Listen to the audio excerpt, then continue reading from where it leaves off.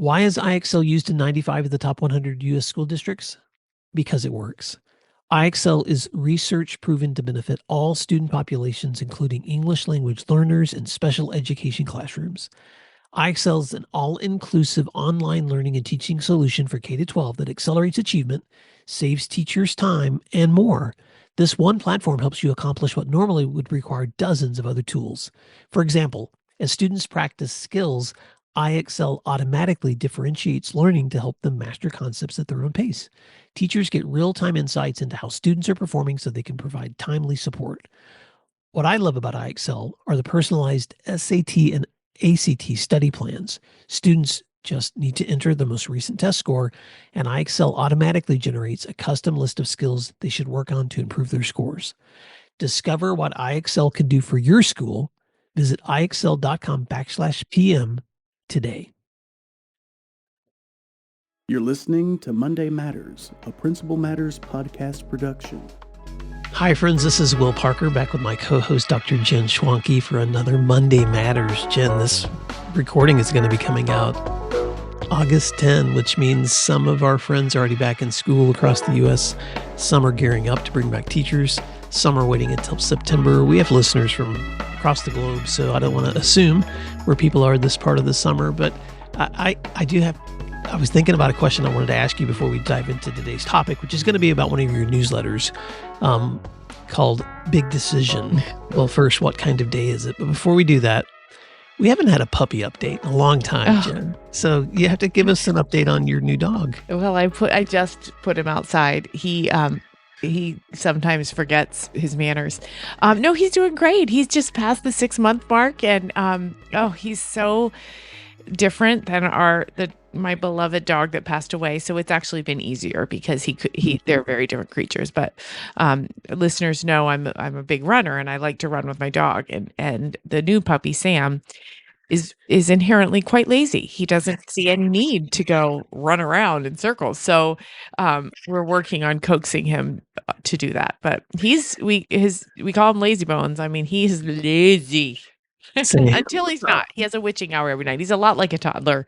That if any of our listeners have toddlers, they know what I mean by witching hour. Well, nobody cares about all these details, but I'm just catching up with you. But I have taken mostly over the summer, taken a break from running and really been mostly biking. Yeah. And still going to the gym when I can. So my dog Ivy is actually putting on weight because running is kind of our thing, but it's just been so hot here. Yes. So even the mornings are still humid in Oklahoma. Speaking of Oklahoma, yesterday I had the opportunity to travel to Wilson Public Schools, which is in the southern part of our state, near, if anybody's from Oklahoma, near Ardmore in the Arbuckle Lake area. And it's just a beautiful part of the state, Jen, but it's also a very rural part of the state. And I was just listening to your interview with Will Darter and just thinking, man, our rural leaders, what a appropriate time to listen to Will. So if listeners, if you did not listen to last week's conversation with Will Darter, who leads a rural school in the Midwest in the Missouri area, you've got to listen into that. But Jen, a few weeks ago, you wrote a post called Big Decision. Well, first, what kind of day is it? And I just so appreciate this post. I have some thoughts I want to add, but will you just kind of set the stage for why it's so important for leaders to think about the kind of day they're having before they make big decisions? Right. I think it was important to me that I write this post in the summer because I know a lot of people go on vacation and they maybe stay in a cute little Airbnb and they wake up in the morning and have time to drink their coffee. And then they start thinking, maybe I should buy an Airbnb and I should be able to go and drink coffee slowly in the mornings or whatever it is. And those are the good days. Those are the wonderful days. And it was actually rooted in a story watching my nephew who got to come home. And when I say home, I mean where I grew up. My sister brought her kids to my parents' place, and, living on a farm in the summer in the beautiful Midwest is to say that you spend time, running wild and playing in the fields. There was a litter of barn kittens. He got to mountain bike with his buddies nonstop, and there was no teeth brushing probably. There was probably no hair brushing. There were no showers, I don't think. He was so incredibly happy. And everybody was, because it was vacation and it was free and there were no schedules. And so he put on the full court press to convince my sister to stay longer before going back home. And I mean, he really, really wanted to stay. And when he asked, I saw my sister pause and think. And then ultimately she said, no, we have to go home. School's getting started. Your dad's there. We got to get back to our routine. And I asked her about it later. I said, listen, I saw that hesitation. Tell me what you were thinking. And she said, it was a perfect day. It was a wonderful day. But I had to recognize that I can't make a big decision like that on such a wonderful day. Similarly, you don't want to make big decisions on really lousy days. Yep. And frankly, Will, I know you have too. I have some friends who have, quit jobs on bad days and made huge life decisions because they think I can't do this anymore. So we shouldn't make decisions when we're feeling either really, really wonderful or really, really bad.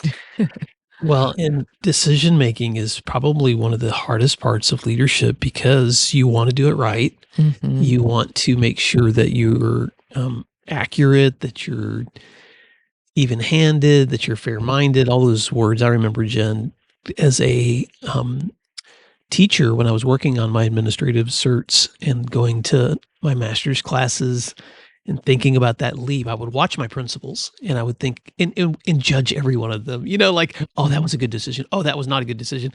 And you can, you're doing all that armchair quarterbacking. And I remember one evening I ran into an old professor who had been a retired teacher and a retired administrator. And I just stopped him in the hall and said, I'm just really curious. How do you know when you're making the right decisions? Because it seems like principals have to make so many. And I've told this story before, Jen, but he smiled at me and he said in his wisdom, oh, Will, I probably only made the right decision about 25% of the time. The rest of the time, I just had to learn to live with my mistakes.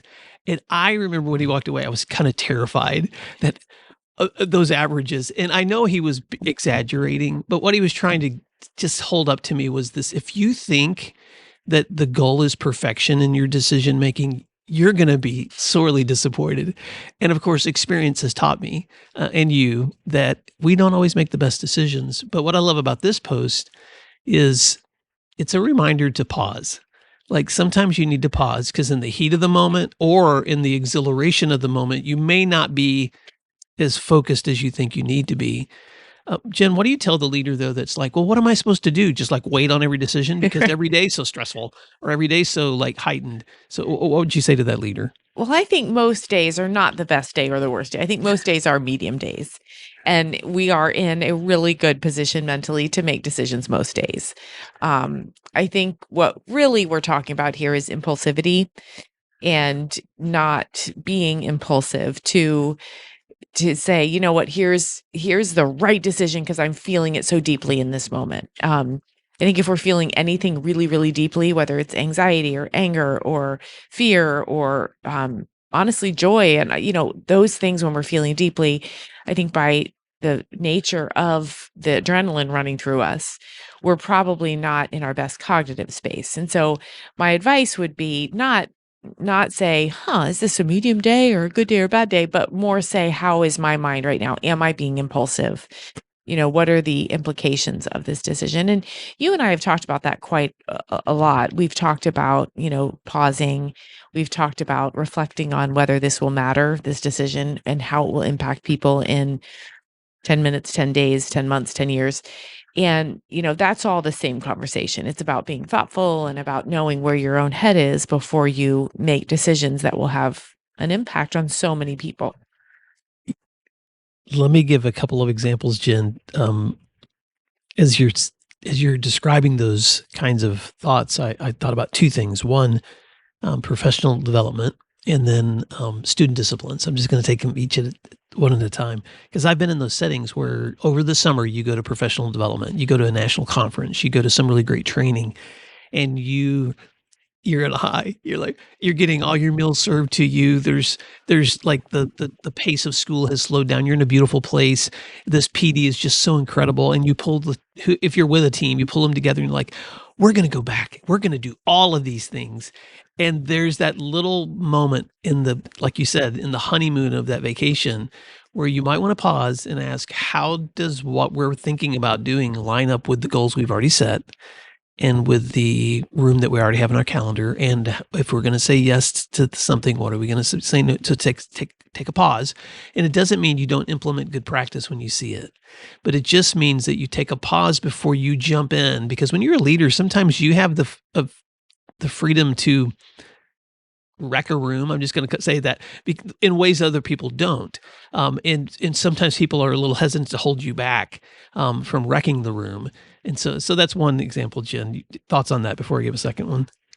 No, I think that what you're talking about there is so critical. It's the importance of the power you have, so to speak. And it's so easy to quickly make a decision and not realize what it does to the room.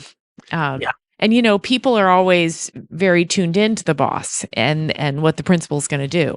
And I think just knowing that and knowing that there's a room to be wrecked does not mean that you should wreck it. Oh, I'm going to give an example without naming names, but this story came to me recently from a friend, and I just want to use it because I want to warn leaders, because this is a real life example.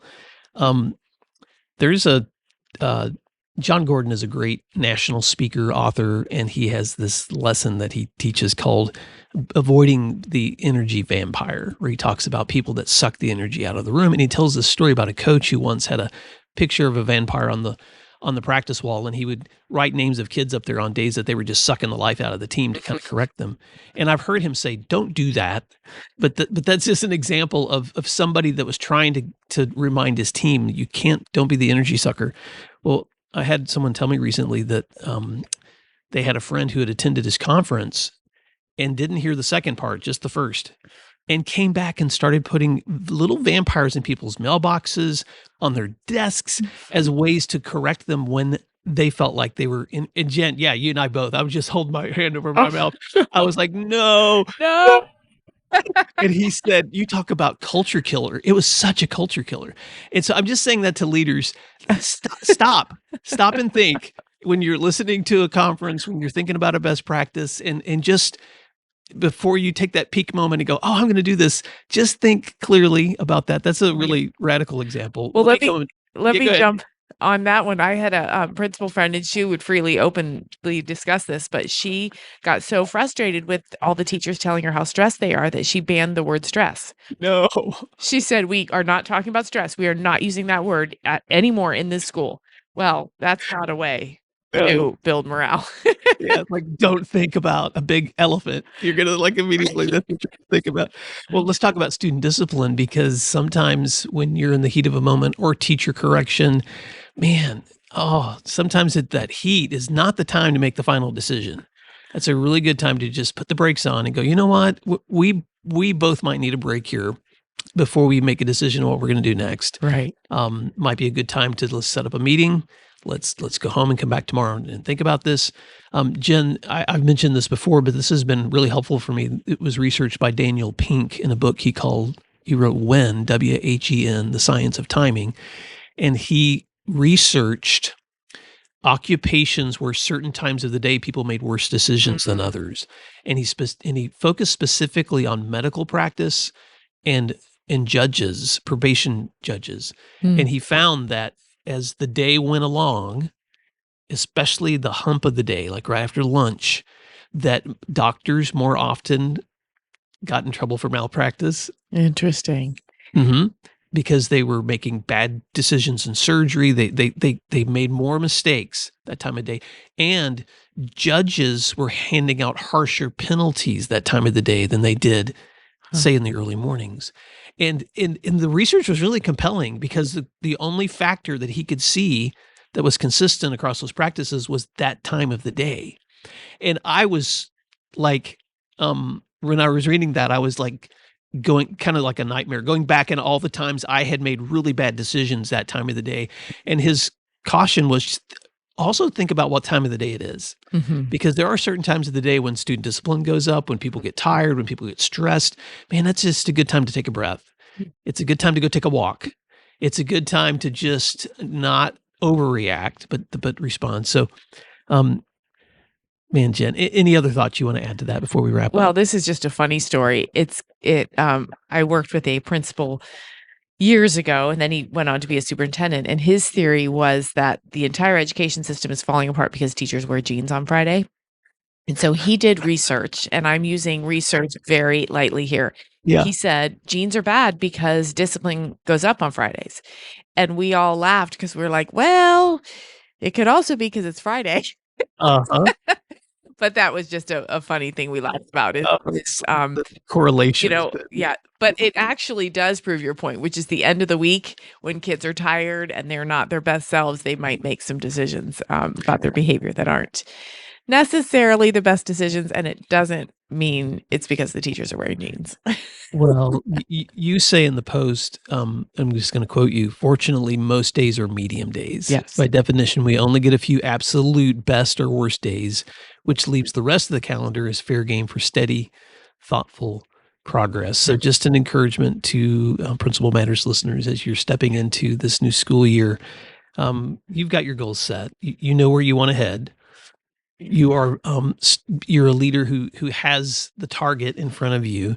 But when you have those really high moments, enjoy them and celebrate them. Don't let them define all the outcomes you think you're going to experience. And when you have those really low moments, oh my gosh, just hold on. Don't let those define everything you think you're going to be experiencing as you move forward. Because, Jen, you've used this word before, but equanimity is one of your favorite words. Why is that a word you try to hold on to for leadership?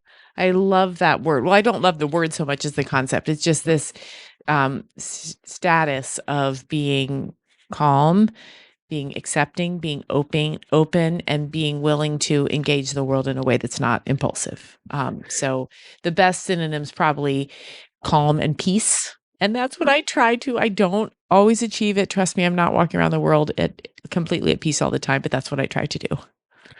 Well, if you are wrapping up your summer, I hope you're having some of those blissful vacation days like Jen's nephew. And if you are stepping right back in, you're already right back into the middle of it, then, oh my gosh, hold on. This is going to be what a ride for this year. But Jen, as people are stepping into this year, I want them to stay connected with you and our resources. So how can our listeners find you, and how can they also be reading your wonderful newsletter? Absolutely. They can find me at jenschwanke.com. And when they go there, there's a button to subscribe to the Principal Problems newsletter. It's a lot of fun to write and just a weekly tip every Tuesday. You need to check it out. And you can find today's post, all of our conversations, all of our past posts at principalmatterspodcast.com or at my website at williamdparker.com. And until next time, thanks for doing what matters, and we'll talk to you again soon. Thank you for listening to today's episode of Principal Matters, the School Leaders Podcast. If you enjoyed the show, would you take a moment and like, share, subscribe, or leave us a review? In fact, if you share it out with a friend, even more people can become a part of these conversations. Sign up for our newsletter at williamdparker.com for even more free resources. And don't forget to check out our website to learn more about our books, professional development offerings, Grow Academies, masterminds, executive coaching, and keynote presentations. Wow, let's keep learning together. And thank you for doing what matters. Monday Matters.